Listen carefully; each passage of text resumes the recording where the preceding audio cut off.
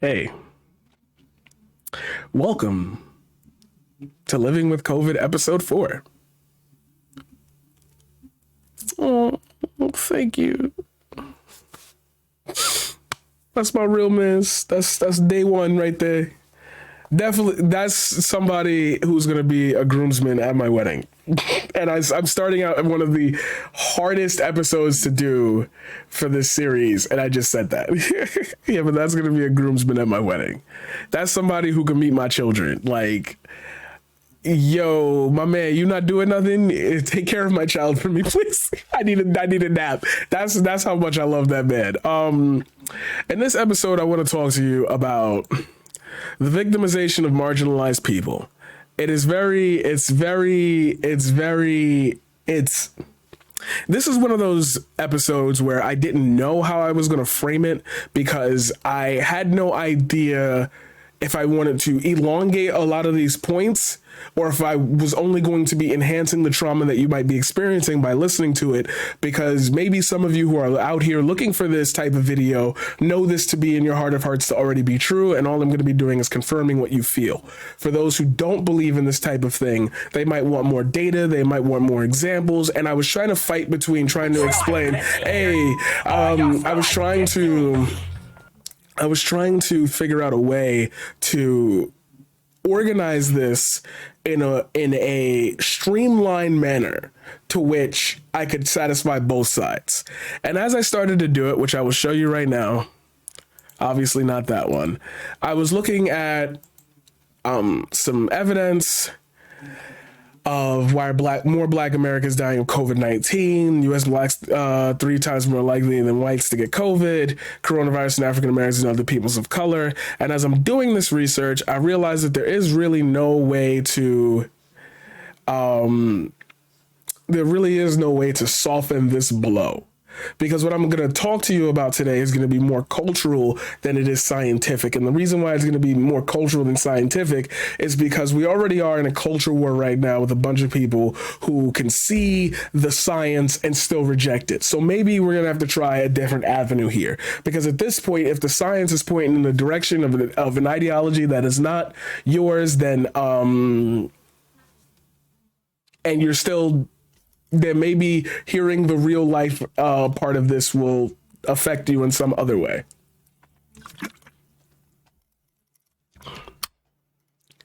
You've heard so many people over the course of the last couple of weeks, and I doubt that this is ever going to not stop being talked about. So I'm sure that this will age well, depending on when this is uploaded. So take that for what it is. But you've heard a lot of people say that there are a bunch of lazy people who don't want to work. You've heard that coronavirus is over and people need to get back to work. You've consistently heard this argument about resetting life, and life seems to be built from work. I want us to take that premise for 1 second and pretend that it is actually real. Hey, this is the best good faith way we can do this conversation, because I'm going to give you that much leeway, and that's where your rope ends. You're going to hang yourself from it. Ready? First, if our life is built on the idea of work being the consistent thing because of what got shut down, what got closed, etc., we can assume that our system of living is very much tied to occupations, jobs. While some people got the ability during the pandemic to work from home, they still sadly got lumped in with the people who said they don't want to go back out to work, because we also associate occupations, jobs, labor with what we can physically see. Shops being open, construction being done, things that we pay attention to as we walk outside our house. A lot of people who make the argument that there's a lot of lazy people who don't want to go back to work always include those who are working from home. Now, we can go into the logistics of office work. We can go into the logistics of the ease of comfort of working from home, from having to travel. That's not what this episode is about, because that's too soft. We could talk about it, but other people have done it already. This episode is called The Victimization of Marginalized People. So you can see where the premise I've laid for you can exist for everyone. It doesn't matter what race you are. It doesn't matter. It almost doesn't matter what age you are. Everybody's in the same boat as far as work is concerned. However, we know for a fact that a lot of the jobs that were still needed to be, or was still in circulation and still needed people to clock into over the course, especially during the beginning of the pandemic, were those essential services such as food, such as food, such as items, such as toiletries, such as little things. In other words, supermarkets, supermarkets, food places, food joints, just the bare minimum. Hospitals. Again, we're not going into the obvious ones. I'm trying to be very menial here. Delivery workers, which meant restaurants, etc. You know, the essential workers, bus drivers, people who cannot perform their jobs remotely were considered essential workers at that time, effectively. Now, depending on where you live, what I'm about to say might be different for you, but we're going to assume it anyway. Odds are most of the jobs that you saw that were essential were not paying out big amounts of money per hour. Many of them were minimum wage. Some of them got a little pay bump. Some of them were already between minimum and livable wage anyway. Those people, odds on, had two jobs. Or if they didn't, had some form of support in government assistance or family or outside assistance or a side hustle, etc. They had to make ends meet with the job that they had, plus whatever extra money they could get. This is obvious. This is how people live. But who generally are those people? Who generally are the people who make just enough to survive and don't have the affordability to have a job that allows them to work from home? How many of those people have kids? Starting to get the picture here. We know for a fact that the majority of essential workers are Black and brown people. We know that the majority of the people under the poverty line are Black and brown people. We know this because that is the thing. We know this. Now we could talk about it being built from years and years of oppression and No, I'm giving you the ability to live in the now with this, because you claim that sometimes these people act as victims in a system instead of changing their own surroundings. But if you've been following this episode thus far, you can see where the conclusion's going, but I'm going to lead you there anyway. If we have this kind of cavalier disregard for other people who end up needing to be outside during a global pandemic because without them, shit don't move, and those people tend to be Black and brown, can you imagine a system that would reward them for going through this tumultuous time to make sure all of us are good?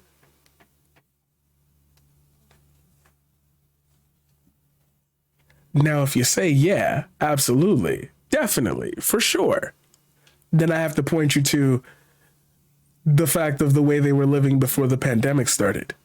Because we were arguing for higher wages. We were arguing for unionization. We were arguing for better benefits. We were arguing for higher pay. And you said, get a better job. You claim that Black and brown people like to victimize themselves instead of changing their surroundings. The surroundings changed, and you didn't help them. So now the majority of the people that are outside are, according to you, low-skill workers, therefore deserving of lower wages and the risk of catching COVID. And this was before the vaccines were in existence. This is when people was dropping. This is before we had treatments. We didn't know what the hell was going on.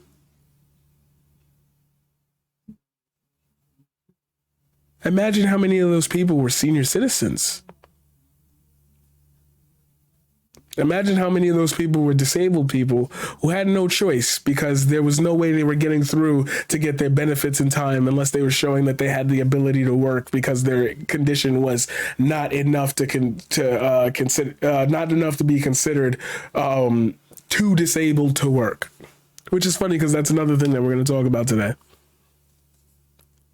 This buildup of resentment towards marginalized people, and then the world shifting that they have all the power. They got the bargaining chips. You just said to us, you just showed the world, you just showed the fucking world that you can't live without us, but we victimize ourselves. You know that Black Americans are 3 times more likely than whites to not only catch COVID-19, but probably die from it because that's how numbers and people work. And then you say, well, why would you make it about race? The virus isn't racist. Yeah, but the system we have left a bunch of Black people to have to go out to work because they're essential. It's the only job that they have. And if they don't do it, somebody else will. And then where am I getting my money from? Survival.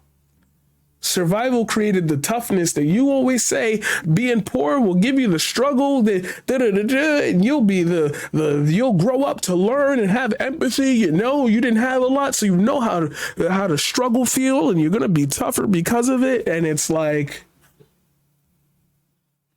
but even when the chips are down and you acknowledge that I am your cornerstone of your daily life.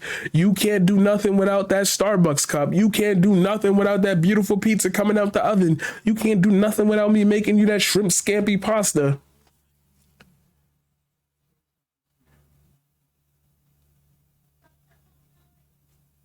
You're still not worth more.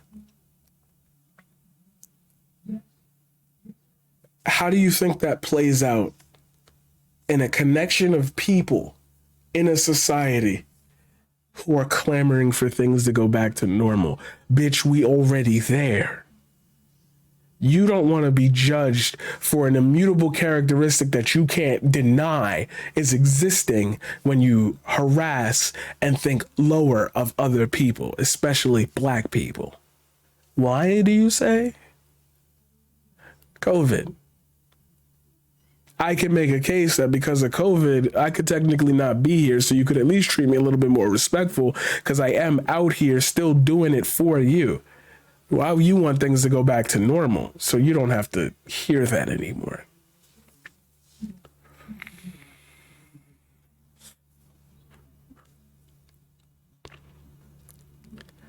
And that's the most insane thing I've ever heard in my goddamn life.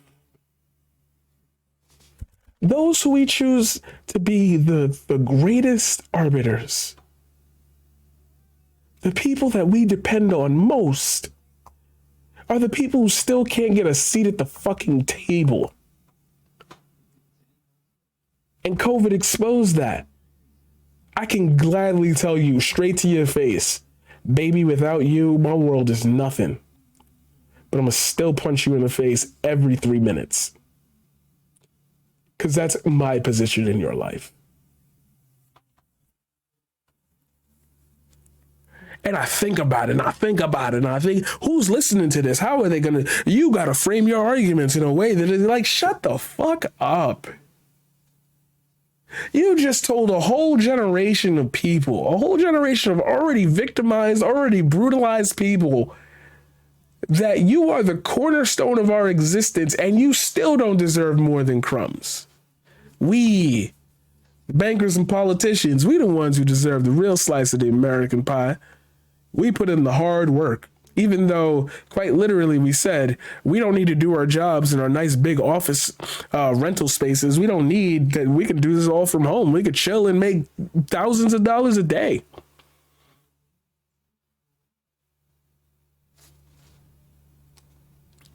But yeah, it's a problem of individual choice.